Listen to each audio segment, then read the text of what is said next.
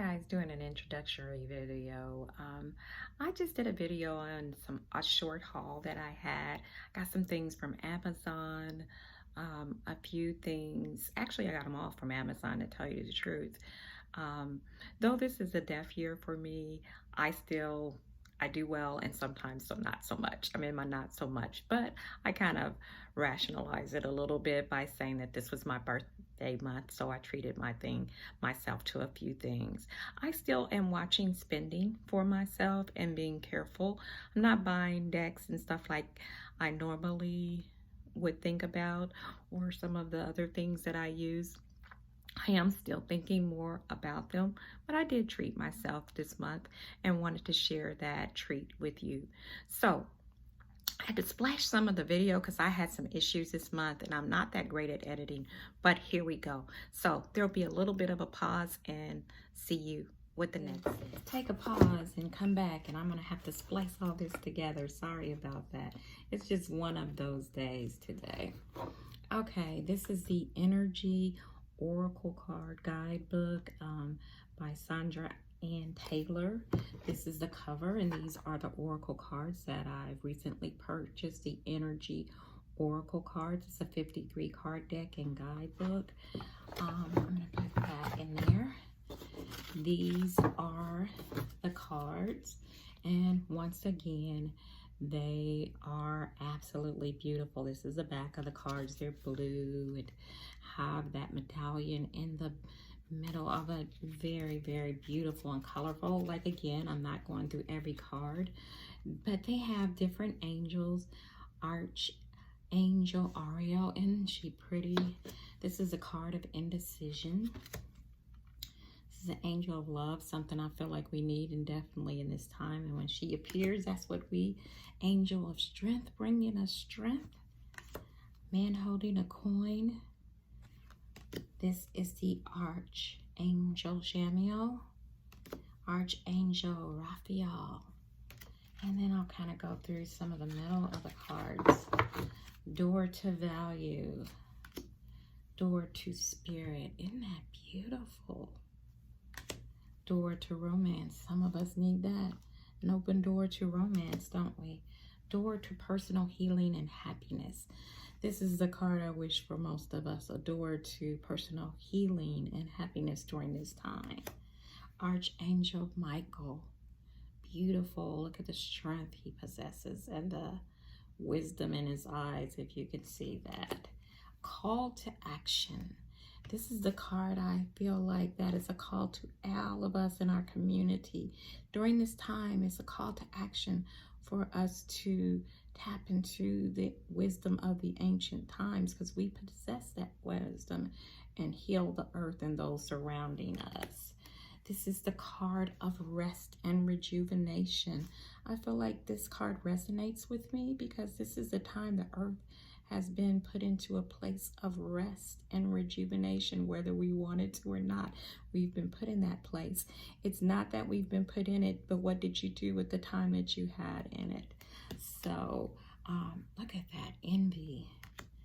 Strategy. This is the time that we should be strategizing.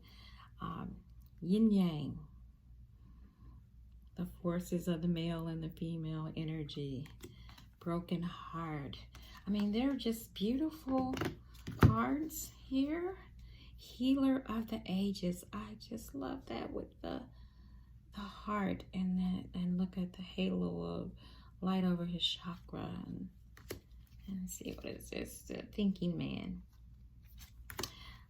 And so that is that. I'm loving it. Really liking those cards. The only down part of these cards for me, though they're beautiful, is I like to see cards that have a representation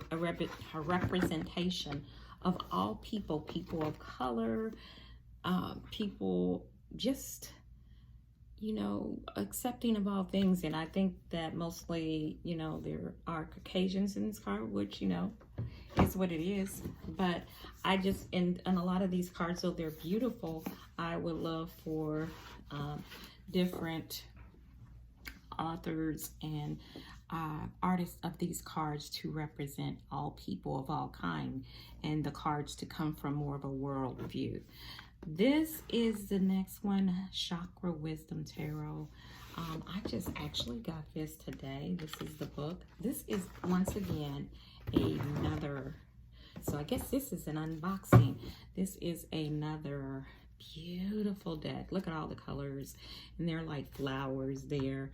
This is the back of the deck, which to me, and with the light, that brilliant light on there, they're kind of got a gloss to them. Medium card stock, just, you know, okay. And sometimes kind of on a more thinner level, actually, to tell you the truth. Would like maybe this to be a little thicker because it's a little flimsy to me. But look at the colors of the chakra that are on the end. I do like that. I love the artwork. It's beautiful. Once again, this is a judgment card. I'm not going to go through each of the cards. The King of Wands. I'm going to turn them over here. Six of Coins. Wow, isn't she beautiful? But once again, not Seven of Cups. The wonder and the beauty in that, and that. The sun. Look at that. Isn't that beautiful? The Hanged Woman. Now, this is one of the first times that I've seen the woman represented it instead of the hanged man. It's the Hanged Woman, which that's beautiful. But once again, I mean, it's a beautiful deck. I'm going to use it. I love the chakra colors of it because to me, I can add in the star and being open and wise and, you know, all of that. The Wheel of Fortune. The Empress. Isn't this beautiful? And when I read it, it is like the Fool is taking a journey to meet the Empress and different people and how that interaction comes. So I'm going to read more of it, but I thought that was a nice take on things. Seven of Coins, Six of Cups. I will say she has that mysterious look on her, and I just love the suspension of the cups and everything. The Moon. Oh, isn't that beautiful? I mean, the cards are beautiful. I love beautiful cards with colors. Look at that Two of Swords in that. Wow. Sometimes we can go in things blindly, but sometimes, even though you can't see, you can still be prepared. That's kind of what I got out of that. Two of Wands. I mean, look at that. And the chakra colors, you can interrelate that. So I'm going to work with these cards. I am drawn to them. I really do like them. And the artwork, once again, is absolutely beautiful. Okay, isn't that's the Hierophant, and that is the Fool as her interaction. Like, he knows that she's there. There's been an interaction. I mean, intuitively, that's how I read my cards. I let them unfold and tell a story to me. Six of Swords, look at that. Six of Wands, Five of Wands, and Five of Cups. Beautiful, beautiful deck. I'm looking forward to using and going through this deck. Oh, here is the only, like I said, kind of the card stock is a little bit, not bad, but, you know, I feel like it could be a little bit stiffer. So I'll put this to the side, these two things to the side. And then I got a couple of sprays. Sometimes I don't like to use smudge sticks or even the smudge bundles because, you know, all the smoke sometimes no problem, doesn't bother me, everything's okay. But sometimes I like to use sprays to cleanse and to cleanse my area. So this is lavender and sage smudging spray. Crystal Serenity, that's where you can get it. You shake it before using it. I have cleaned and charged that, and it does smell good. Just gonna, you can't see that, but I'm spraying a little bit. It smells very, very good. And so, like I said, sometimes besides Florida water, I like to use Karenga water, and it has a lot of the same uses as Florida water. Have a little bit in this bowl, and I just want to go over some of the look at my notes a little bit. Some of the uses of the Karenga water. It is here. It's from the leaves of the yang yang tree. It's made primarily from the yang yang flower. That's what gives it the petals of that flower. Hang a horseshoe over your door and spray it with that for protection. Add a few drops to a bowl at your bedside and light a fast luck money drawing candle and draw money to you. You can use it for scrying. Some people do it it can help people with depression because of the smell. It kind of lifts your mood. You can use it as a floor wash. You can put a little bit of this in there with orris root powder and white rose water to anoint your floor windows and doorways to attract peace and love into your home. After a bath, you can put a little bit of Karenga water on you just as a perfume. It has a lot of uses. You can use it to clean the tools on your altar. Just all of those things. It has a lot of good uses. So it's one of those things that we definitely can use. And then to end it all, I am going to do a 3-card draw. Here we go. A lot of times I'm gonna move these crystals out the way. And this is with got my Karenga water, got candles and stuff lit over here. Put this candle right here to kind of guide us.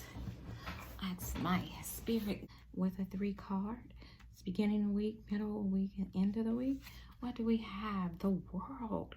This card is saying to me that we're ascending, even though we're going through a lot of different things, and right now we are in an ascension process. And you can see the world how you want to see the world, but the world is still moving on, and it's still providing for us. It is still a time that, even though a lot can see this as a time of lack, for the wise ones, this can be a time of growth, expansion, and I mean in all areas, mentally, physically, spiritually, and financially. This can be a time of growth for those who are enlightened.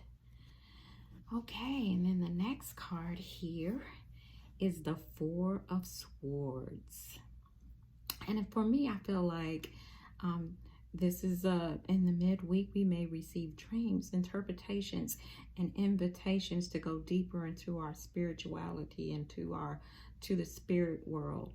And though things may come our way, this is really a good time midweek for us to evaluate what are our dreams, what is happening. Are we being called to deeper and deeper levels? Even through your dreams, are you being called to different levels? I see that in there. Come what may. But the swords can be seen as 2 things, as daggers, almost kind of like, but I don't know if you can see right in here, the swords are splitting something apart. So some things may be being cleared for us to create a path, and it is for us to open the doorway to the path and go through. Pretty much that's what I'm seeing there. And then the 5 of Swords. I feel like this is a time, sometimes near the end of the week, we may come to a place where we have to make a decision about whether to stay or go. And that can be in a mindset, whether to stay in the mindset that you're in or to leave. You may have to leave some family, friends, or whatever. Leaving in the sense of mentally you can't stay on that level. Sometimes things are not always as they seem, and sometimes you have to make the choice to move on, whether you like it or not. And sometimes we leave things and people behind. Okay, so that was that. It has been a day to get through this whole video. I have enjoyed it though. This is the Karenga water. Beautiful and smells lovely. That is the end of the video. Be blessed and have a great, great week.